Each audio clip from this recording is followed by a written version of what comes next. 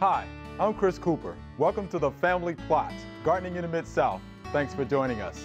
Today, we're going to give you some tips on selecting shrubs, some ideas in designing a new flower bed, and Mr. D is going to show us how to use BT properly and safely. All of that and more is just ahead on the Family Plot, Gardening in the Mid-South, so stay with us. This is a production of WKNO Memphis. Production funding for the Family Plot, Gardening in the Mid-South is provided by Goodwin's Landscape and Garden Center in Germantown since 1943 and continuing to offer its plants for successful gardening with 7 greenhouses and 3 acres of plants, plus comprehensive landscape services.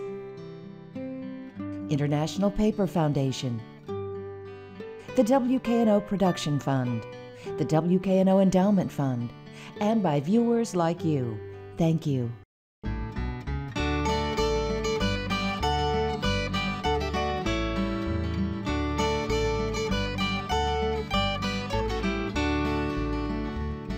Hi, welcome to the Family Plot. I'm Chris Cooper. Joining me today is Dr. Lilia Kelly. Dr. Kelly is the Extension Professor of Horticulture at the North Mississippi Research and Extension Center. And Tanya Ashworth is here. Tanya is a UT Extension agent in Fayette County. Thanks for joining us today, ladies. Thanks for having me. All right. Before we get started, we have a viewer question from Miss Margaret. We have a large brick patio that's surrounded by a house, a guest house, a short wall, and an oak tree that's over 100 feet tall. The brick was laid over a 4-inch concrete foundation back in 1981. And I've been fighting moths for the last 25 years as the trees got taller and the shade increased. I have tried scraping it with a paint scraper, followed by chlorine bleach, Roundup, and a power hose. Seems like she's done a lot of work. It's just coming back bigger. It's destroying the mortar, holding the bricks in place. Any ideas? The bricks are so slippery that it is dangerous in that area. That's a bad thing. Any ideas for a doc? Yeah. Okay. Actually, I have the same problem on my patio. Okay. And I have done everything she has suggested except the power washing because my bricks are laid in sand. Okay. So I just blow all my sand out if I use the power washer. But all those are sort of temporary because the conditions are right for the algae and the moss to grow. Okay. So, and that's shade and that's moisture. Right. So unless she wants to prune up her big old tree and let some light in there, you know, she's still going to have the problem. Now, she can probably help with the moisture situation by maybe when she waters or whatever, she doesn't get the hose or the sprinkler system, doesn't keep that patio wet because that's what the algae and the moss, that's what that likes. Okay. But all of that said, there are some products on the market that are called algicides that are made for patios, masonry, driveways, things like that. And it might work a little better than the bleach. I think it's going to work better than the bleach because some of those algicides actually contain like potassium salts. Yeah. Which actually seem to work a little bit better. And this iron sulfate, you know, is an active ingredient in some of those moss control products. So those actually work pretty good as well. But moisture is the key. Yeah. Yep. So get rid of your moisture, Miss Margaret. Yeah, that's right. I think you'll be okay. Yeah. All right. All right, Doc. You have a lower petalum for us today. What do you want to tell us about selecting shrubs? Well, this time of year, you know, the nurseries and the garden centers are just inundated with all these wonderful plants and shrubs and things. And people are looking at their landscapes and they're going, I need some more shrubs or I need some more little woody plants to go in here. And they go to the nursery and they look at all these plants and they go, well, what I do? You know, is this a good plant? Is this what I should get? And well, the first thing, obviously, you're going to do is you're going to look at that label. You know, it usually has a picture of the plant and flower, if there are flowers. Okay. And then you flip it over and it tells you, you know, is this going to live in this area as far as the cold hardiness zone? Usually a good plant label will have that on there. And this one, yeah, it'll live here. You know, it's 0 to 10 degrees, which is, you know, that's in our cold hardness winter temperatures. And it also gives you, which is really important, the mature height and width. Okay. A lot of people, you know, they look at it in the nursery and they say, oh, look at that little plant. Yeah. It'll never get, you know, 18 feet tall or something. But, you know, plants grow. Yes, so they do. you need to evaluate the space and the area where you're going to be putting these plants and then fit that plant to that space and that environment. Is it full sun? Is it shade? Is it wet? Is it dry? And then think about what you want in that plant. You know, do you want flowers? Do you want it to be evergreen? Okay. Do you want it to be, say, 4 feet or less? You know, all of those things you need to think about and evaluate before you go to the nursery. And I know that's hard to do. Yeah, that's tough. It's really hard to do. You go there and you go, oh, I gotta have one of this, I gotta have one of that, and then you want like one of every color too, you know. That's right. So it's kind of hard, but the best way is to sort of go there with a plan, you know, and even make you a list of the situations you have and the height limitations and some things about the environment. But there's other interesting information on here as well. It tells you the bloom season, if it has blooms. Okay. And this is a loropetalum, which is a very common, you know, southern shrub that we see in a lot of our landscapes, and it grows all over the South. It's not native, but it is kin to some of our native plants, and we were talking about that earlier, witch hazels. Okay. Our native witch hazels, and you can tell if you look at the flowers. Yeah. The flowers are kind of little fringy look. But anyway, now you've decided what you want. You go, okay, this plant will work, and you're okay. Well, I know this is a loropetalum. That's what I want. It's within my height. I want pretty much an evergreen, which is loropetalums pretty much are. They got nice spring color. They have the blooms through probably about 2 or 3 seasons of the year, which is all these great attributes. And then you say, okay, now what about this plant? You know, is this a good plant? Well, you look at the foliage, and you say, okay, it's healthy. It's got good color. It's got good form. You know, it's pruned and got good branches and branch structure. There's no sign of insects or disease. You know, it looks really good overall. And you look and say, okay, well, what are we going to look at next? Well, and this sometimes if you're in a nursery situation and you've got a nurseryman helping you, I would ask them first before you did this. You slide it out.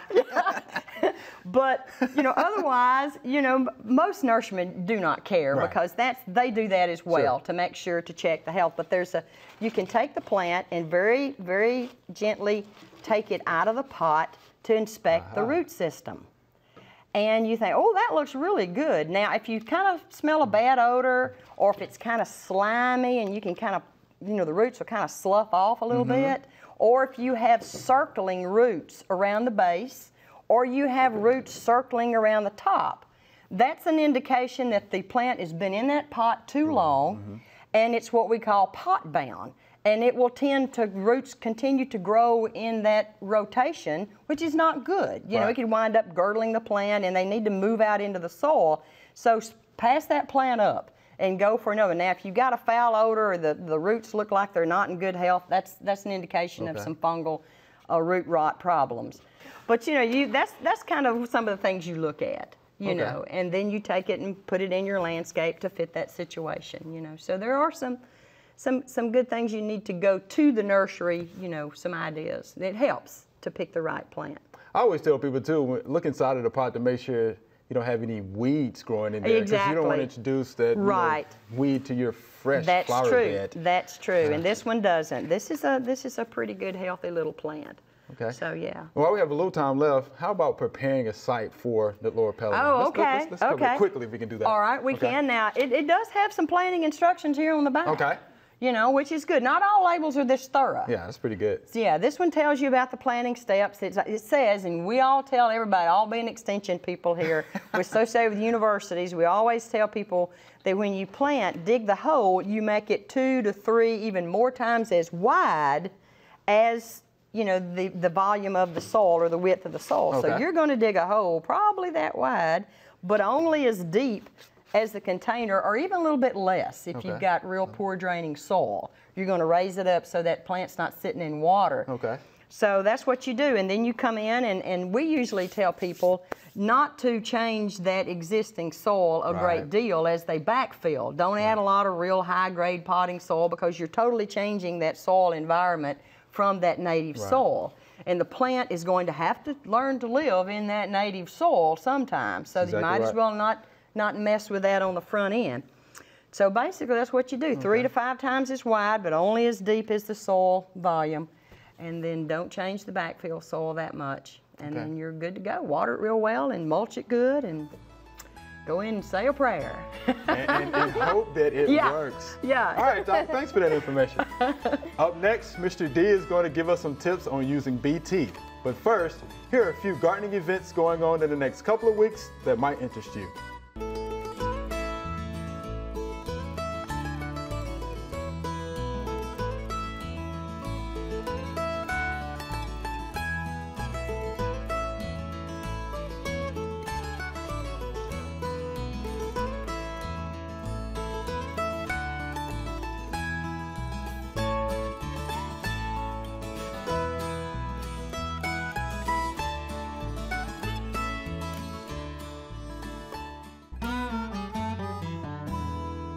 We're going to spend a little time talking about BT now, Bacillus thuringiensis. Again, BT is a lot easier to remember. This product is one of the greatest insecticides out there on the market. It has been around for a lot of years, and the reason that it is so good is that it targets one specific type of insect. It only kills caterpillars, insects in the insect order Lepidoptera. And it is a stomach poison. It works by the insect actually has to ingest some of the BT, and it will cause the insect to develop a really, really bad stomach ache and die. But you will actually see some damage on the plants, and you have to see a little bit of damage for this material to work. But it does not kill any of the beneficial insects. It does not adversely affect humans. Okay, I want to talk a little bit about different formula Bacillus thuringiensis. It comes in a liquid formulation, a wettable powder formulation, and as a dust. With both of these formulations, it is important to get adequate coverage or good coverage on the plant. The dust formulation is a little harder to get very good control or very good coverage because it's a little bit harder to get your dust on the underside of the leaf utilizing a dust. There are applicators that you can actually force air through and it will blow the dust out and do a pretty good job, but most of the dust applicators end up being something like this. This is a homemade one. We've got some holes in the top and it makes a pretty decent applicator. And I'm just going to start applying a little bit of this dust here. You can see we got a little of the dipel coming out. Sometimes you have to shake it up a little bit. Might need to put another hole or two in there. See, that's fogging up a little bit, but it's important that you get enough of this material on the leaves to that it's there when that caterpillar ingests some of that bacteria. When that happens, in a couple of days, the caterpillar will stop feeding, and then just a little bit more time it will die. And this would work a little bit better with a few extra holes in the top. And we'll do that before we use it again. Now I want to show another product which is sometimes confused with dust. It's a wettable powder formulation. Remember, wettable means that you mix it with water. You don't want to use the dust mixed with water. The concentration of the dust is a lot less than the concentration of a wettable powder formulation. So the wettable powder, in this case, we have already mixed up, and with a wettable powder, sometimes they are harder to stay in suspension than some of the ECs or emulsifiable concentrates. But so when you have this one is in suspension really good now, and so you keep it shook up, and as I mentioned with the dust, it's very important to get good spray coverage, and you want the upper and lower side of the leaves covered. And it's a little hard to do. You have to kind of get on the inside of the plant and shoot out. And most of the recommendations when you're applying any pesticides is spray to the point of runoff. And you can see that's happened right there. I don't need to put any more material on the leaf right there because it is already running off. Well, I hope this makes you better understand how to properly use Bacillus thuringiensis BT. All right, Tanya, speaking of flower beds, how do we go about preparing a new bed for a Lord Petalum or whatever it is that we're going to buy? from the store? Well, you know, after you get back from the nursery Yes. and you've got all these great new shrubs Yes. and you come home and you go, I need to make them make sense in my yard. Uh-huh. So I'll give you a few tips on how to make your planting beds make sense. Okay. So you want to think about first the scale of the new bed. So if you have a really large yard, you don't want to have a puny little bed sitting out somewhere. You know, you got to think about the size of the bed in relation to the house. And then if you have a very small yard, you don't want to take that up with something that looks too big. Okay. If you do have a small yard, or maybe you're going to put a bed in a side yard, usually a rectilinear kind of a shape would be good. So something with 90-degree angles, like a square rectangle. But if you have a nice large lawn, I would recommend nice curved beds and kind of organic forms to make it look better. Also, the shape of the bed can be important. You want to kind of stay away from, and my mama's going to get mad maybe, but just because you have a tree in the front yard does not mean that you have to make a round bed around the tree. Hello, Mom. Hold on now. Because she had one, she had beautiful irises. But Okay. anyway, so if you're going to do a bed, think about different ways to incorporate that tree if you want to plant under a tree. You know, do a kidney-shaped bed and let the tree be on one end of that. Okay. Or connect two beds together. Or maybe if you're going to put in a new bed, maybe you can connect it to an existing bed near the foundation of your house and kind of make a new shape out towards going out in your yard. So those are some things you can think about. And then the connection to the house. Okay. So you want to think about your landscape as being an extension of your house. Okay. So if you were to walk out of the back kitchen, you want to think about creating another room onto your house and making landscape rooms necessarily. Or if you were to have like maybe a sliding glass door out your dining room, you want to walk out there and feel like you're into another landscaped room. So if you only do foundation plantings, you're not really going to get that. You're going to be on the street looking towards your house and see beds, but if you're going to walk out of your door, you want to feel like you've extended, you know, your house. Okay. So some ways to kind of make sense of it. Okay. Wow. Well, I feel guilty. I have the circle bed around my tree in the front yard. I'm so sorry. Your mom, I'm in the same boat with your mom, Tanya. Okay, so I'm going to take that into consideration the next time. All right.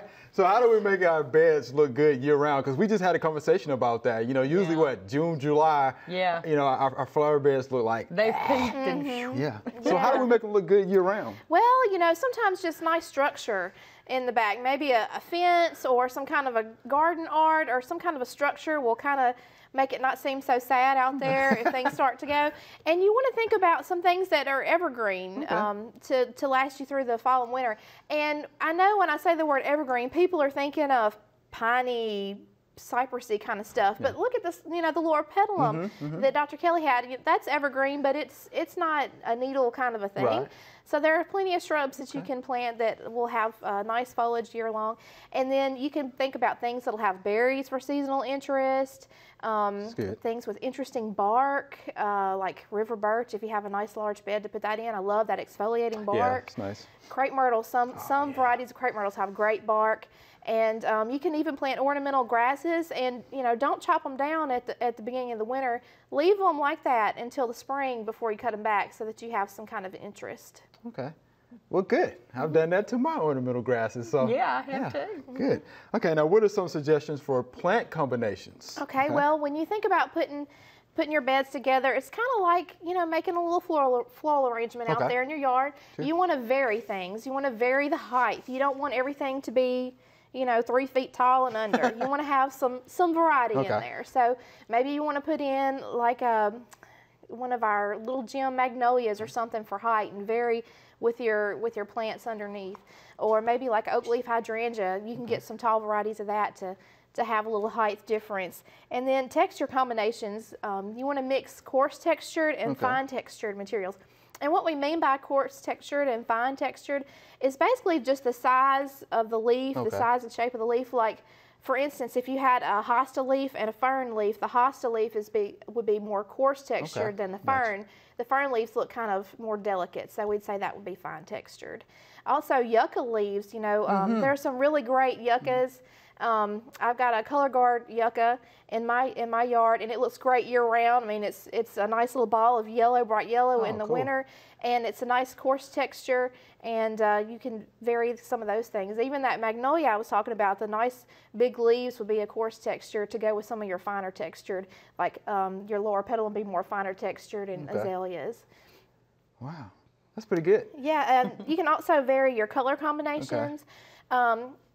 If you aren't good with color, and sometimes people aren't, you know, you can get on the internet and go to a search engine and type in color wheel, and you can look at a picture of a color wheel, and just, if you're trying to think of what two colors would go good together, colors that are opposite each other on the color wheel are automatically instant wins. They'll automatically look great. So colors opposite. Yes, opposite of each other on the color wheel will give you a nice combination. And I know I live in a brick house, and a lot of people have brick houses. Try to steer away, even though I love the pinks and reds, try to steer away from the pink and red azaleas right against that brick wall, because you can't see the flowers. So if you have a brick house, think about whites, you know, white flowered things. So those are some ways to kind of vary the interest. All right, good deal. You probably have a beautiful yard, don't you? I try. It's nice in the spring. It's the nicest it's ever been was a week ago. Okay, good deal. Y'all ready for the Q&A session? Sure. All right, let's see if we can help some people out. Okay, let's help our viewers out. Here's the first question. My African violets are big, but they will not bloom. What is causing this? And who wants to tackle that one first? Well, I used to grow African violets until I killed them all, so I don't know. Oh, no. No, I didn't. I'm teasing. Okay. But I think there's a couple of things that might be going on. And sometimes now the key to me was they're big. Okay, they're big. So does that mean that they have turned into vegetative and they've sent off all these little sprouts and buds and made other little babies? Is that the reason that it's big? If it is, what made them do that could be a couple of things. They either are old. Okay. You know, when we get old, we kind of divide and get bigger, you know, so that's... Or some people do. But it could be that they're just old and they have started to divide into these little plantlets, or that she maybe have kept them too dry. And that will make them divide and and so what she can do, if she doesn't want more, if that's what it is, she can take all of those little plantlets out and just save one crown. And unless she wants all of those, she can give them away or do whatever, but then put them in a little pot. African violets like to be in small pots. They don't like great large pots, and that can affect the flowering as well. Of course, light can affect flowering. You know, and humidity. You know, sometimes if it's really, really dry in the house with the humidity, they will not flower as well. All right, well, here's the next question. Is it okay to use preen in my flower beds? Sure, if she doesn't want any little volunteer seedlings from her flowers. If she relies, and I use preen, it's what it is, it's treflan, it's triflorin, so it's what the farmers use as treflan, and it's a pre-merge. Right. But which means that it only works on the seeds in the soil. It's not a contact like glyphosate or Roundup, so it doesn't affect any weeds that are there. What it'll do is keep those some that are germinating, keep them from germinating, but it also keeps her flower seed from germinating for the most part. And it works pretty good at doing that. You know, preen works pretty good. You got to make sure that your desirable plants are at least 2 to 3 inches in height, though. Because you know, preen is not going to know the difference between weed seeds and your flower seeds. No, not at all. Not at all. You definitely want to pay attention to that. Read the label. Exactly. Water it in. Okay, it forms that chemical barrier. The weeds hit it. You know, inhibits the formation of shoots and roots. Okay, so you don't have to worry about the weed. And you can actually put preen on top of the mulch. You sure can. Yeah, we always get that question last. So do I put it under or on top of the mulch? You can put it on top, water it in. Sure, you'll be fine. It works. Always read the label on that though. Okay, weed first, then you preen. All right, we have time for one more question.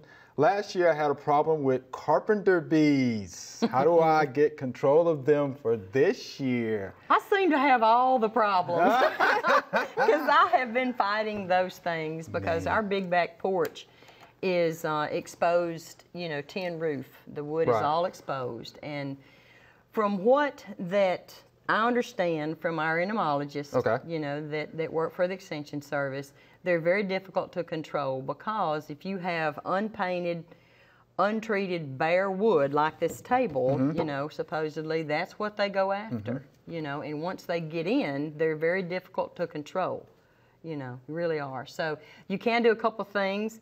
Paint your wood. Once they're in there though, you can almost, sometimes you can almost get some 7 dust or something and try to poof it in the holes and then close those off, you know, with something like aluminum foil or something and caulk them in a couple of days and then, you know, hope for the best. Hope for the best. Yeah. All right, because they're active right now. Yeah, they are. So be careful. Yep. All right, thank you, ladies. That's all we have time for today. Thanks for watching. Don't forget, you can watch past episodes of The Family Plot online. Just go to WKNO.org and click on KNO Tonight. And be sure to follow us on Facebook and Twitter. I'm Chris Cooper, and be sure to join us next time for The Family Plot, Gardening in the Mid-South. Be safe.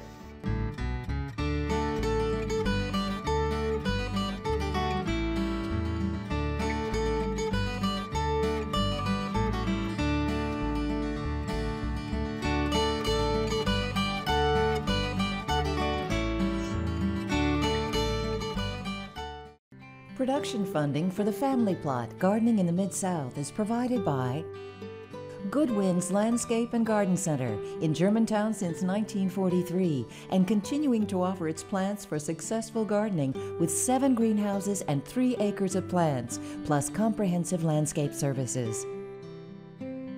International Paper Foundation, the WKNO Production Fund, the WKNO Endowment Fund, and by viewers like you. Thank you.